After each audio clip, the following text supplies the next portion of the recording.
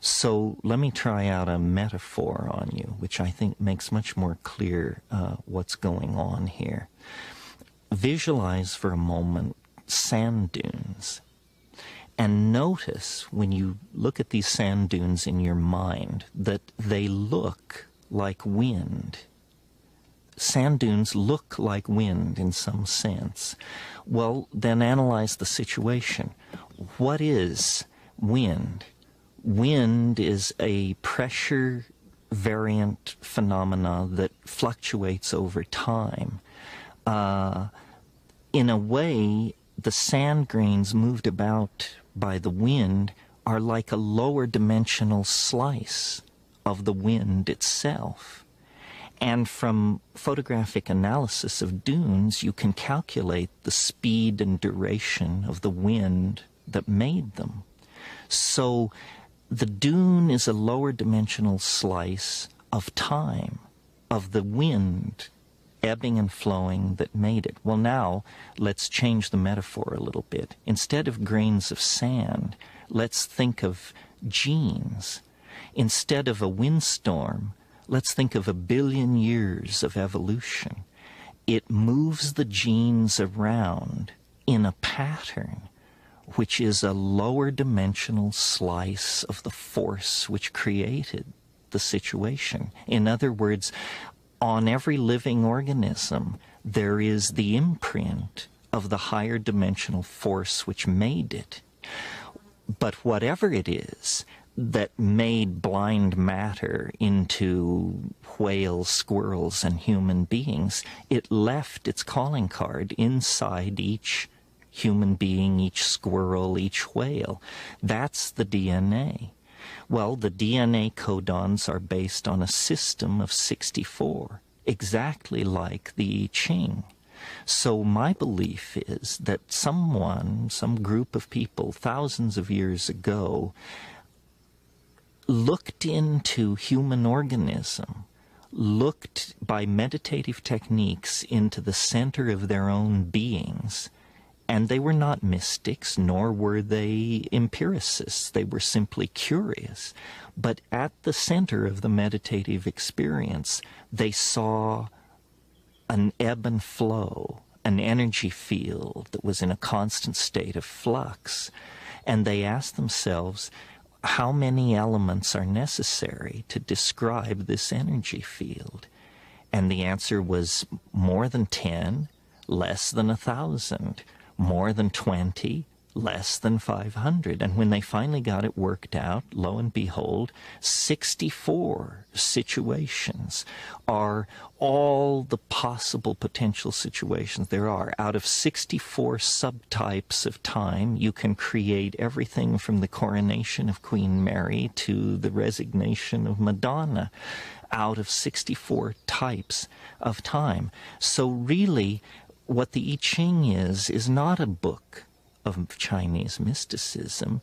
It's a book of molecular dynamics that sees through biology to the physics that allowed biology to come into existence. And I'll argue this with anybody in the field, regardless of how hardcore an empiricist they claim themselves to be, because I think the coincidence between the structure of the I Ching and the structure of the DNA is staggering. It's not a simple correspondence between 64 and 64. All the processes that occur in DNA can be easily modeled with the 6-line hexagrams that make up the I Ching. It's almost as though Western science was fascinated by energy. For 5,000 years we pursued understanding energy. And this process ends with thermonuclear explosions in the deserts of the American Southwest. We can light the fire that burns in the heart of the distant stars. We know how to do that. That's what the Western mind achieved, political issues aside. The Eastern mind was not interested in energy. It was interested in time. And they spent 5,000 years deconstructing it, looking at it. And you don't use atom smashers. You don't use enormous physical pressure.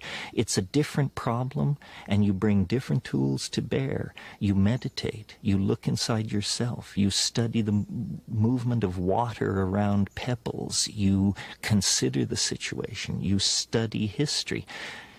In any case, the bottom line is, the people who pursued this understanding of time achieved as sophisticated a relationship to time as the Western relationship to matter expressed through our ability to trigger fusion and fission. So there's a great deal for us to learn in the West from these Oriental efforts to understand time, and it is not necessarily mystical. What I did was entirely mathematical. It's not transparent to a person who has not studied mathematics. But to a professional mathematician, it's utterly trivial. There's nothing occult about it. And I think true understanding can be communicated and formally described with mathematics. And that's what we have here. We're on the brink of a fusion of Western science with quote-unquote Eastern mysticism. Nothing mystical about it except that we call it mysticism. But the fusion of these two viewpoints is going to give us a complete understanding of the universe of space-time, matter, and energy. I want to go to this stuff about the strange attractor at the end of history. Right. I never ever, considered that notion that we are being pulled as opposed to simply just going on forever and ever. And that's for sure something that people are going to go, huh? Well, in the 19th century, if you spoke of nature having a purpose, you were thought to be anti-evolution.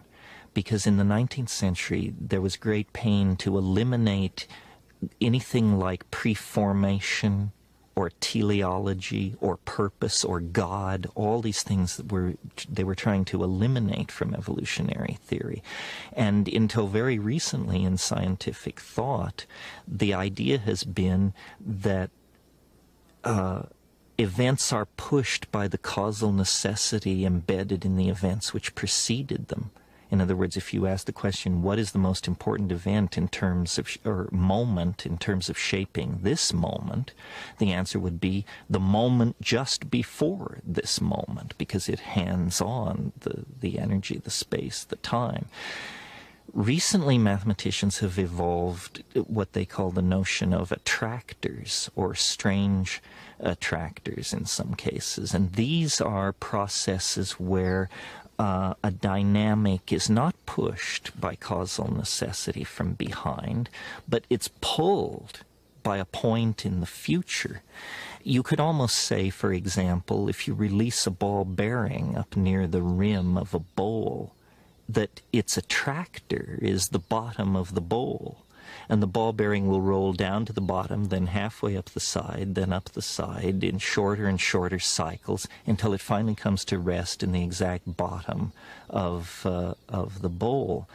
Well, from the point of view of the new mathematics, the bottom of the bowl is a basin of attraction, and the ball bearing has fallen under its influence.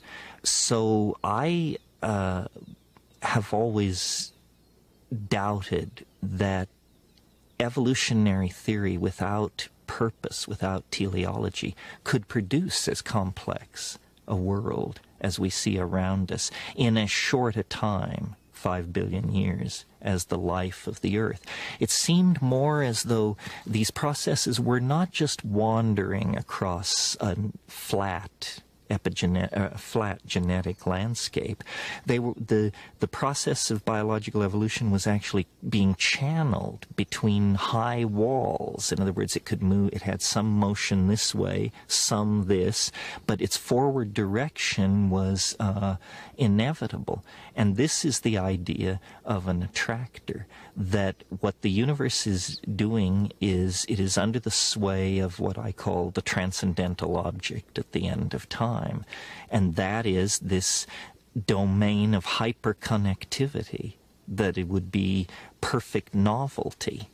And all nature aspires for this state of perfect novelty. You could almost say that nature abhors habit, and so it seeks the novel by producing various kinds of phenomena at every level in biology, chemistry, and society. And so there really is a purpose to the universe. Its purpose is this state of hypercomplexification in which all of its points become related to each other, become what mathematicians call cotangent. And it gives the universe the feeling of being imbued with a caring presence. It makes it appear as though nature is tending toward something, and that it changes our own ethical and moral position in the universe. Because, you know, science tells us that we're the products of a cosmic accident. We're at the edge of an ordinary galaxy in an ordinary star system, and we're damn lucky to be here.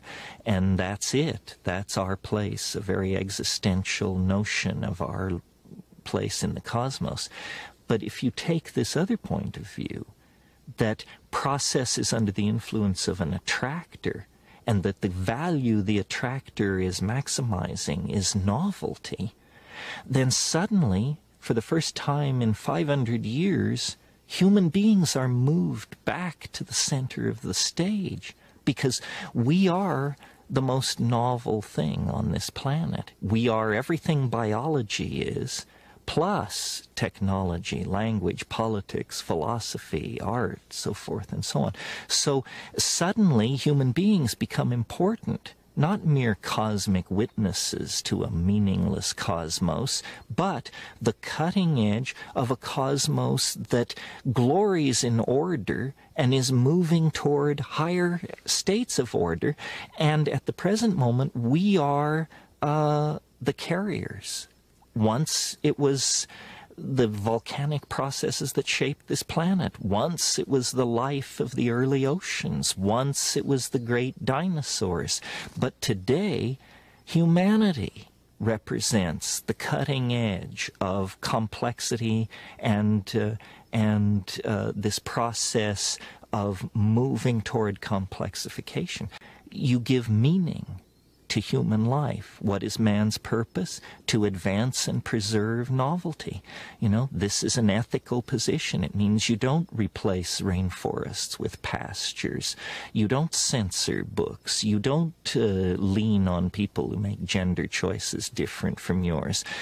No, the purpose of being a human is to complexify reality even more, to hand on a more diverse, more complicated, more multifaceted universe to our children. And when this process of complexification reaches the omega point, it will fulfill, I believe, the expectations of all of these religions, but it will fulfill it in a mature, scientific, and universal way that these religions all lack, because they all reflect their parochial origins.